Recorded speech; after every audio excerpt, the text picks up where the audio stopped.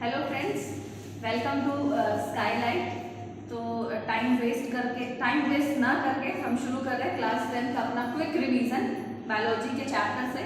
सबसे पहले हम स्टार्ट कर रहे हैं हमारा चैप्टर अर्थ एनवायरनमेंट, जो कि बहुत ज़्यादा स्कोरिंग है, जिसमें हमको एटलीस्ट देखने को मिलेगा पेपर में 5 मार्क्स का क्वेश्चन, जो हमें 40 में से 5 मार्क्स बहुत ही इंपॉर्टेंट क्वेश्चन है। ये ऐसा क्वेश्चन है जो हमें अच्छा स्कोर कराने में हेल्प करेगा, और ये बहुत ऐसा टफ नहीं है जिसको हम समझने में हमें टाइम लगे। तो हम इसे क्विक रिवीजन में हम इन चीज़ों को बेटर अंडरस्टैंड कर सकते हैं, ताकि ये 5 मार्क्स हम स्कोर कर सके इजीली। सो टाइम वेस्ट ना करके हम ये शुरू करते हैं। सबसे पहले हमारा इस चैप्टर का सबसे first topic ecosystem. But ecosystem समझने से पहले एक बात जो बहुत जरूरी वो पता होना चाहिए कि इकोलॉजी क्या होता है। इकोलॉजी, ठीक है। तो इकोलॉजी क्या है, सबसे पहले ये समझना पड़ेगा। तो उसके लिए देखना पड़ेगा इकोलॉजी।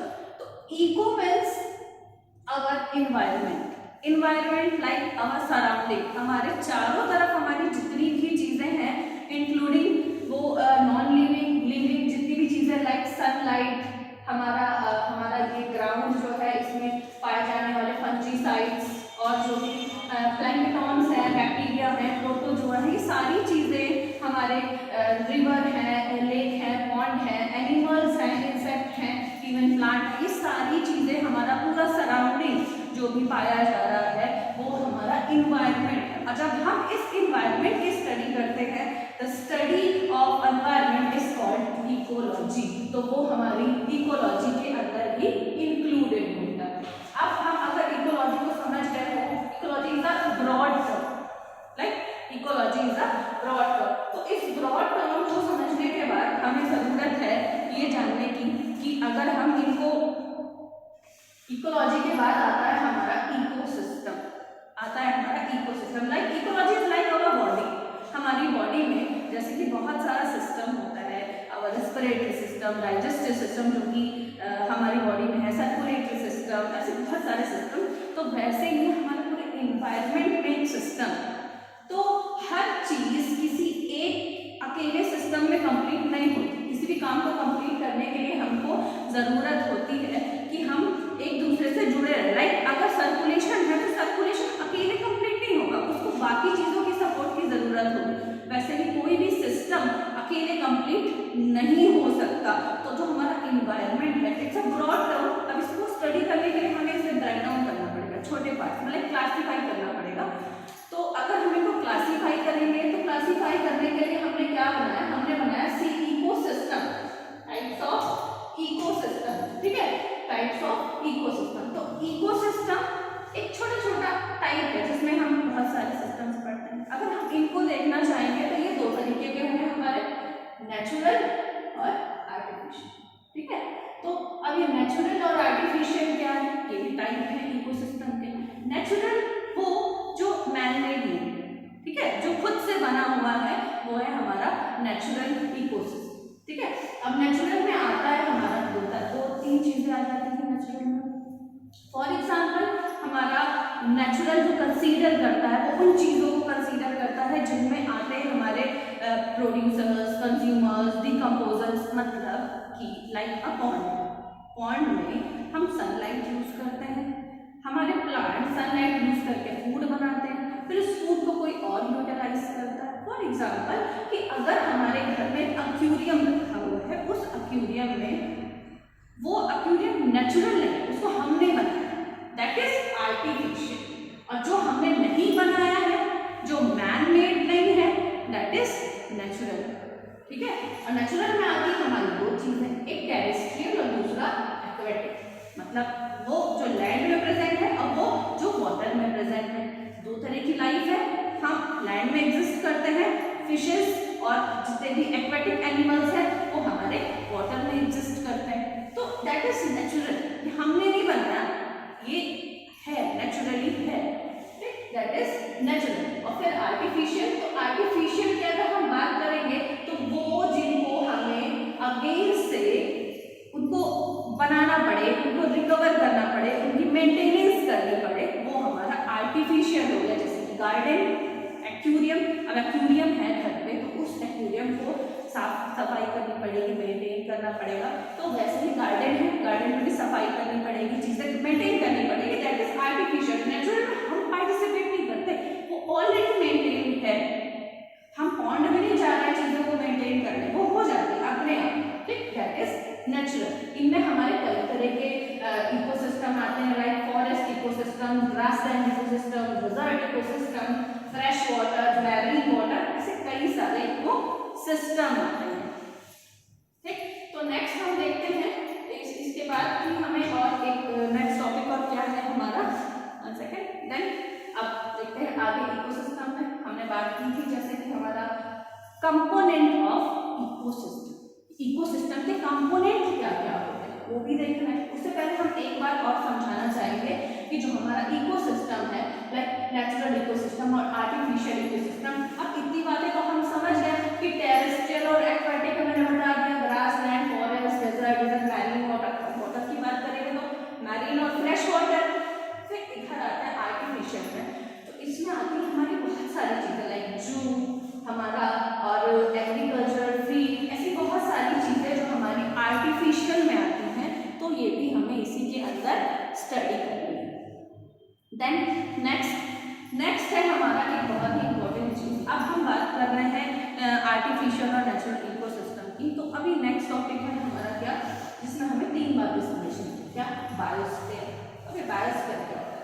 तो बायोस्फीयर जाने से पहले सबसे पहले एक बात जो हमें पता होनी चाहिए वो ये कि एक कॉमन चीज जो लिखी है इसमें क्या, स्फीयर। ये स्फीयर है, स्फीयर इज लाइक सराउंडिंग, कुछ गोल सा circular, is like earth, our earth is a sphere. तो हमारा जो ये अर्थ है पूरा, इसमें देखो कितने तरीके की चीजें हैं, ठीक। 3 तरह के कंपोनेंट्स पाए जाते हैं, एक वाटर कंपोनेंट, ठीक, दूसरा एयर और तीसरा हमारा अर्थ।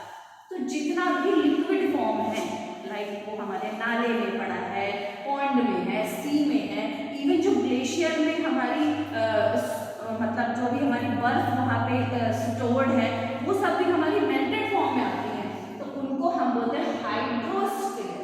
क्या बोलते हैं? हाइड्रोस्फीयर। और दूसरा है जो हमारे गैसेस फॉर्म में हमारे एयर में प्रेजेंट है, दैट इज एटमॉस्फेयर। क्या? एटमॉस्फेयर। आफ्टर दैट आते हैं लिथोस्फेयर के पास। This is also a part of biosphere. और तीनों चीजों को कंबाइंडली जब हम पढ़ेंगे तो हम एक साथ बोलेंगे biosphere. Bio is equal to की लिविंग थिंग्स, जितनी भी थिंग्स हैं लिविंग, नॉन लिविंग, वो सारी हमारी बायो के अंदर आती है। और आगे है connected sphere. Sphere is like surrounding. तो हमारे पूरे अर्थ में ये तीनों चीजें कंबाइन करके बनाती हैं क्या, हमारा biosphere. Hope you understand. Next start करते हैं बायोस्फीयर के बाद एक सबसे इंपॉर्टेंट टॉपिक और सबसे स्कोरेबल। इस ये इतना इंपॉर्टेंट है कि होपफुली आपको एग्जाम में इसका एक क्वेश्चन तो देखने को मिलेगा। और ये 2 तरीके से इंपॉर्टेंट है, एक तो आपके एग्जाम बेस पे और दूसरी आपकी नॉलेज के बेस पे। क्या है? बायोडिग्रेडेबल और नॉन बायोडिग्रेडेबल। तो बायोडिग्रेडेबल क्या होते हैं और नॉन बायोडिग्रेडेबल समझते हैं। बायो तो आप समझ गए होंगे, डिग्रेडेबल जिनको हम डिस्ट्रॉय कर सकते हैं। अब बायो लगा हुआ है तो मतलब कि जिन चीजों को हम नेचुरली डिस्ट्रॉय कर सके, लाइक माइक्रो ऑर्गेनिजम्स हमारे जिन चीजों को इजिली डिस्ट्रॉय कर सकते हैं, वो हो गया हमारा बायोडिग्रेडेबल। अब यहाँ पे नॉन लगा हुआ है, सबसे इंपॉर्टेंट। नॉन तो आप देख के समझ पा रहे होंगे, नेगेटिव थिंग्स दिखाई दे रही है ना, तो मतलब जिनको हम नेचुरली डिस्ट्रॉय ना कर सके, हमारे माइक्रोब्स जिनको डिस्ट्रॉय ना कर सके, वो हो गया हमारा नॉन बायोडिग्रेडेबल। बायोडिग्रेडेबल में हमारा क्या क्या कंसीडर होता है, लाइक पेपर बैग्स और paper books etcetera. Vegetable wastage, हमारे किचन से निकला हुआ वेस्ट, हमारे फ्रूट्स का वेस्ट, हमारे गार्डन का वेस्ट, लॉट्स ऑफ थिंग्स जो कि हमें प्लांट से मिलती हैं, वो हो गए हमारे वेजिटेबल्स। और फिर यही है हमारे किचन वेस्टेज में भी हमारी इतनी चीजें कंसीडर होती हैं जिनको हम बोलते हैं biodegradable and next non biodegradable, जिनको हम इजीली डिस्ट्रॉय नहीं कर सकते, जिनको हम क्विक डिस्ट्रॉय नहीं कर सकते। ये चीजें इजीली और बहुत ही कम टाइम यूज डिस्ट्रॉय हो जाती है, और इनको डिस्ट्रॉय करने में लॉन्ग टाइम, ठीक है, it's a long process and it's a short process. Next start करते हैं। नेक्स्ट है हमारा कंपोनेंट ऑफ इकोसिस्टम। अब आते हैं components. It's a very important part of this chapter. Listen carefully, this is like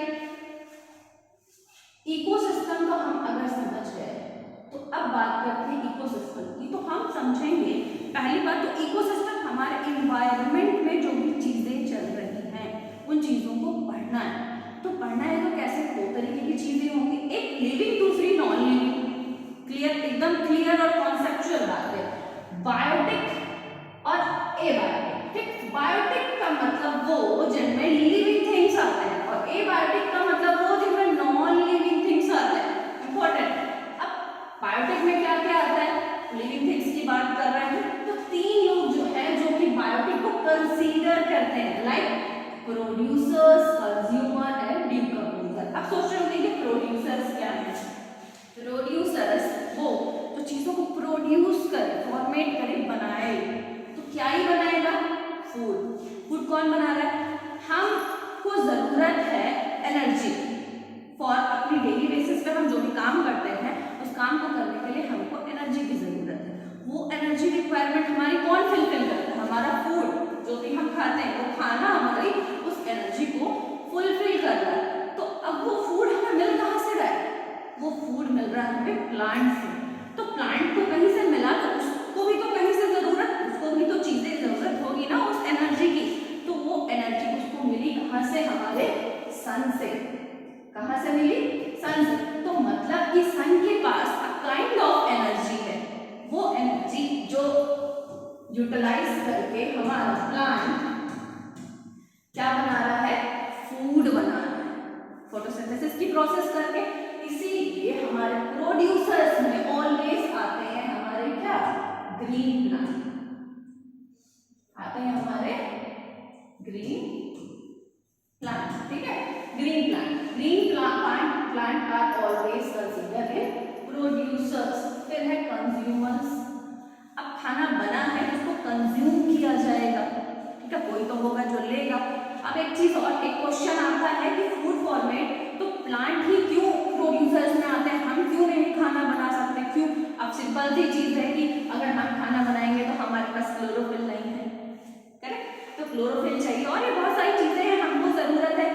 radiation energy plant utilise कर सकते हैं, हमको चाहिए केमिकल एनर्जी। वो केमिकल एनर्जी हमें दे कौन रहा है, प्लांट हमारे लिए उस रेडिएशन एनर्जी को कन्वर्ट करके दे रहा है किसमें, केमिकल एनर्जी में, जिसको हम यूटिलाइज करते हैं, वो अलग बात है। अब यहाँ आते हैं अपने कंज्यूमर के पास। तो कंज्यूमर क्या है, वो जो एनर्जी फॉर्मेट हुई है इस प्रोड्यूसर यानी ग्रीन प्लांट ने बनाई है, उस एनर्जी को कंज्यूम करेगा, दैट इज कंज्यूमर, लेगा उससे। तो वो भी तीन तरीके के हुए, कौन कौन से, प्राइमरी, सेकेंडरी और टर्शियरी। इसी तरह समझो, एक दो और तीन है ना, फर्स्ट सेकेंड एंड थर्ड। तो जो प्राइमरी है, प्राइमरी कंज्यूमर्स में आते हैं हमारे हर्बीवोरस। क्यों आते हैं, क्योंकि ये इस प्लांट से एनर्जी ले रहे हैं। किससे ले रहे हैं, प्लांट से, डायरेक्ट प्लांट से, दैट इज हर्बीवोरस। ठीक है, अब हर्बीवोरस को जिसने टेक ऑफ किया दैट इज कार्निवोरस। हर्बीवोरस को जिसने टेक ऑफ किया वो हो गया हमारा क्या, कार्निवोरस। तो कार्निवोरस में कौन आ रहा है, जो हर्बीवोरस को खा रहा है। ठीक है, फिर हमारे टर्शियरी कंज्यूमर। टर्शियरी कंज्यूमर्स में वो आएंगे जो सेकेंडरी को कंसीडर करते हैं, like humans. Humans are tertiary consumers, hope you understand. फिर है decomposers, they are microbes, micro organisms जो हमको डिकम्पोज करते हैं यानी डिस्ट्रॉय करते हैं। नेक्स्ट स्टार्ट करते हैं, नेक्स्ट टॉपिक। हम ऐसा क्विक रिवीजन कर रहे हैं सो दैट आपको प्रॉब्लम ना। नेक्स्ट है हमारा फूड चेन। हमने ये भी जो खाना खाया, जो भी एनर्जी कंज्यूम की, वो एनर्जी कैसे नेक्स्ट अप होती, आगे बढ़ती जाती है, ये भी तो समझना है। तो हम एक दूसरे पे डिपेंडेंट हैं, किस बेसिस पे, फूड के बेस पे। Food is a kind of energy,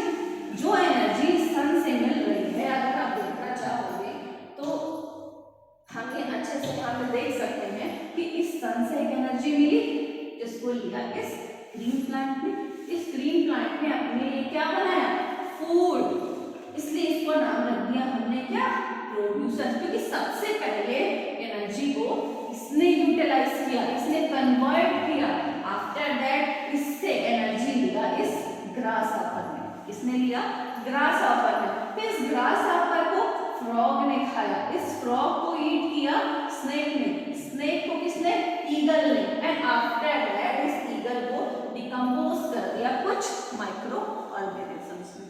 तो अब इतनी बातें अगर आप समझ गए हो तो सबसे इंपॉर्टेंट टॉपिक है हमारा ये फूड चेन। फूड चेन को समझने से पहले फूड तो हम जानते हैं, बात करते हैं चेन की। Chain is like a series, एक ऐसी सीरीज जिसका अगर एक भी ब्लॉक निकाल दिया जाए वो सीरीज टूट जाएगी।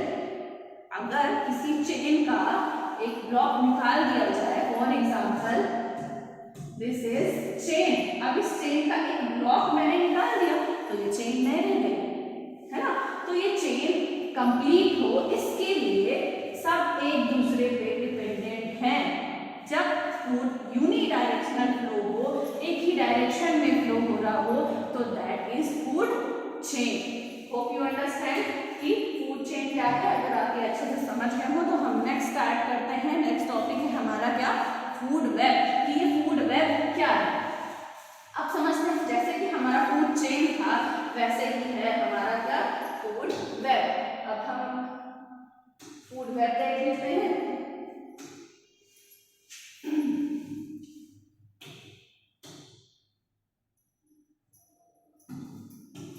नेक्स्ट है टॉपिक हमारा फूड वेब, ठीक है।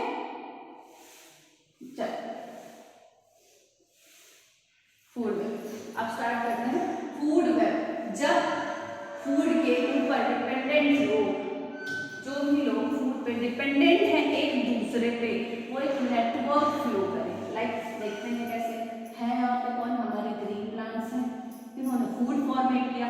अब इनसे फूड जरूरी थोड़ी कि ग्रास हॉपर ही लेगा, रैबिट ही लेगा, या फिर कुछ और भी लोग जो हर्बीवोरस है, इस फ्रूट फ्लाई ने इस मैंगो को खाया, दैट इज ओके, खाया, बट ऐसा जरूरी नहीं ना कि सिर्फ बटरफ्लाई ही हर्बीवोरस है, ग्रास हॉपर नहीं होगा। तो इन सब ने इसको कंज्यूम किया, काइंड ऑफ एनर्जी ली, ठीक है, फूड लिया यहाँ से। अब इस बटरफ्लाई को क्या फ्रॉग नहीं खा सकता, रैट नहीं खा सकता, ये नहीं खा सकता, या फिर ये नहीं, मतलब कोई भी इसको टेक ऑफ कर सकता है ना। तो इट्स अ नेटवर्क। आपको देखने में ये डायग्राम पता चल रहा होगा कि जब भी एनर्जी का फ्लो एक नेटवर्क में हो तो that is food web.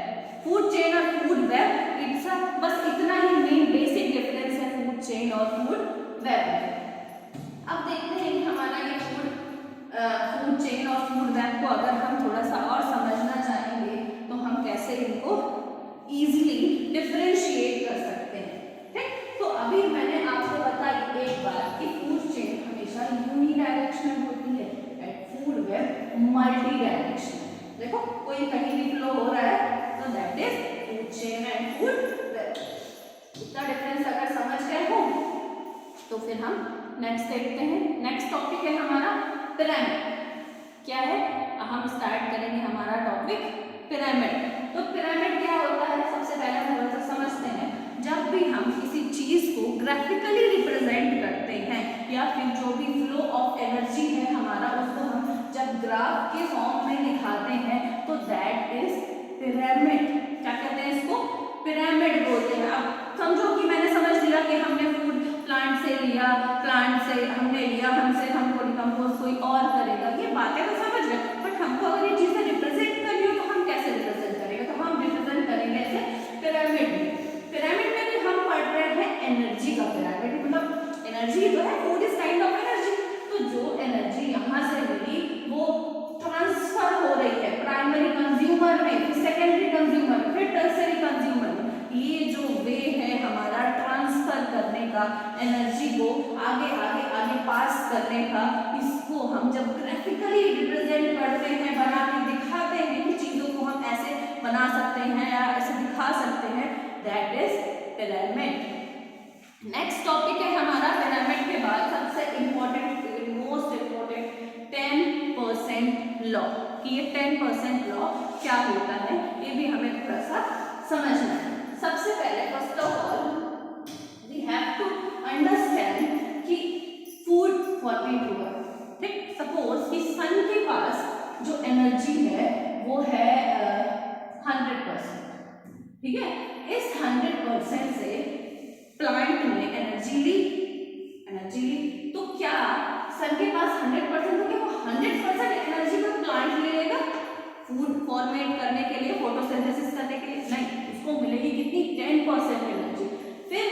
10% energy उसने ली तो अब वो उसकी 100% है। फॉर एग्जाम्पल इसने ली तो इसकी हो गई 100% एनर्जी।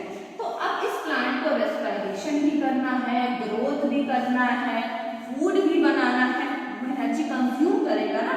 कंज्यूम करने के बाद उसने जो फॉरवर्ड की यानी कि रैबिट ने इससे जो एनर्जी ली तो कितनी ली 10%। कितनी ली 10%। बाकी की 90% तो उसने यूज कर ली, यूटिलाइज कर ली।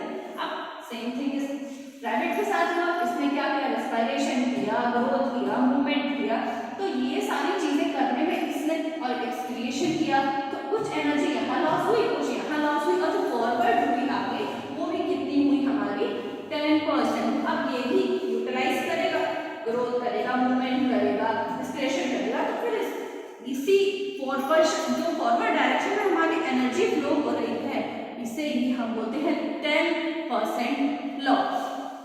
10% लॉ बहुत टफ नहीं है बट ये है कि इसको आपको थोड़ा सा अंडरस्टैंडिंग मेंटेन करनी पड़ेगी समझने के लिए, सो दैट आप आगे के लिए मेंटेन प्रिपेयर हो जाओ।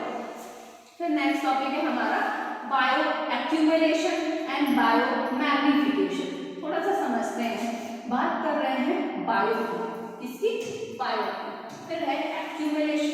एक्यूमुलेशन का मतलब होता है किसी चीज को एक्यूमुलेट करना, लेना, टेक ऑफ करना। किसी चीज को कितना हम एक्यूमुलेट कर रहे हैं, ठीक है, अर्जित कर रहे हैं, कितना हम उस चीज को सीख पा रहे हैं एक तरह से। फॉर एग्जाम्पल कि एक छोटी सी फिश, ठीक, स्टार्टिंग में उसने यूटिलाइज की एनर्जी बहुत थोड़ी सी, ठीक, फिर जैसे जैसे वो टाइम बीतता जाएगा वो उस चीज को, फॉर एग्जाम्पल एक बड़ा सा पॉन्ड है, इसमें फैक्ट्री से कुछ पॉल्यूटेंट आ रहा है, ठीक, तो यहाँ पे फिशेस भी हैं, उस फिश ने इस पॉल्यूटेंट को यूटिलाइज किया। आफ्टर दैट है तो वो इसी पॉन्ड में ना, तो हर रोज इसके अंदर ये पॉइजन बढ़ता जा रहा है। क्यों? क्योंकि वो उसको यूटिलाइज कर रही है, एक्यूमुलेट, इकट्ठा करती जा रही है। हम जो भी चीजें लेते हैं, खाते हैं, वो कहीं ना कहीं स्टोर, फॉर एग्जाम्पल फैट, हम बहुत ज्यादा ऑयली फूड खाते हैं तो फैट स्टोर होता जाता है ना बॉडी में कहीं ना कहीं।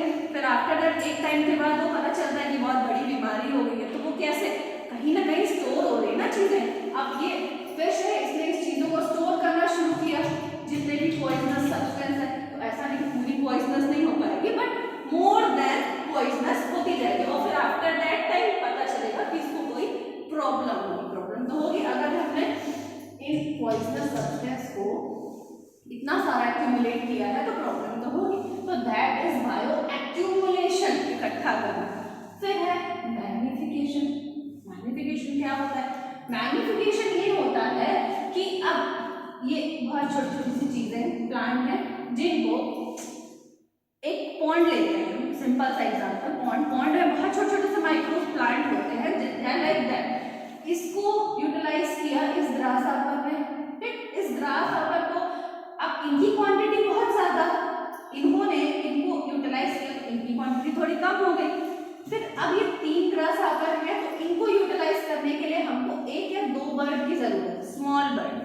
अब ये 2 स्मॉल बर्ड है, अब ये 2 स्मॉल बर्ड को यूटिलाइज करेगी एक बड़ी सी ईगल, ठीक है, तो ये तो एक हो गई, तो इनकी क्वांटिटी कम होती जा रही है, दैट इज मैग्निफिकेशन। और अगर हम लिविंग थिंग्स की बात करें तो हो गया बायो मैग्निफिकेशन। तो बस इतना सा बेसिक डिफरेंस है बायो मैग्निफिकेशन और बायो एक्यूमुलेशन।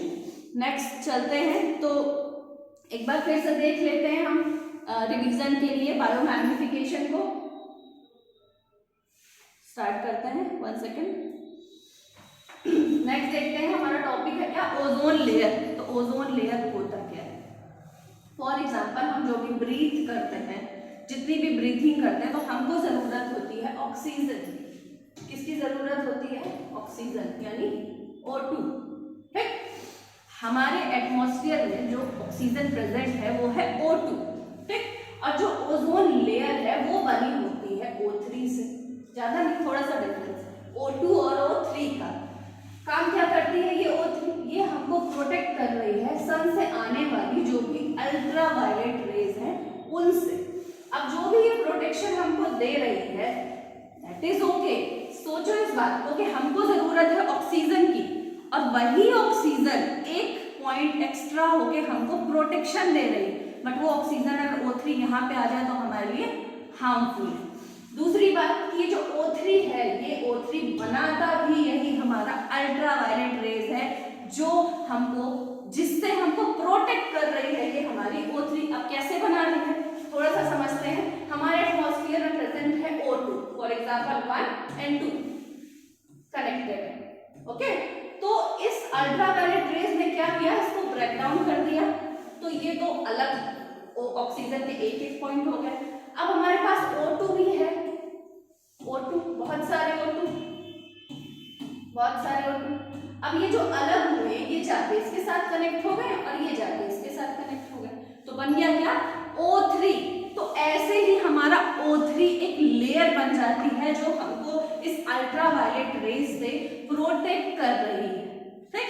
दूसरी बात कि हमारे लिए हार्मफुल गैस है CFC यानी क्लोरोफ्लोरोकार्बन, जो हमारे घर में हो रही AC, रेफ्रिजरेटर, हमारे सड़कों पे चल रहे जितने भी व्हीकल्स हैं, कार हैं, गाड़ियां हैं, इन सब से निकलने वाली गैसेस हैं जो कि बहुत हार्मफुल है इस O3 के लिए, जो इनको ब्रेक डाउन कर रही है और इससे इनमें छेद होता जा रहा है, जिसको हम बोलते हैं ओजोन लेयर डिप्लीशन, जिससे उनमें छेद हो रहा है। उसे प्रोटेक्ट करने के लिए हमको इस समय बहुत सारी चीजें ये जाननी जरूरी है कि हमारा ओजोन लेयर इनमें होल ना हो, ताकि हम प्रोटेक्टेड रह सकें इस सन से आने वाली हार्मफुल रेज से।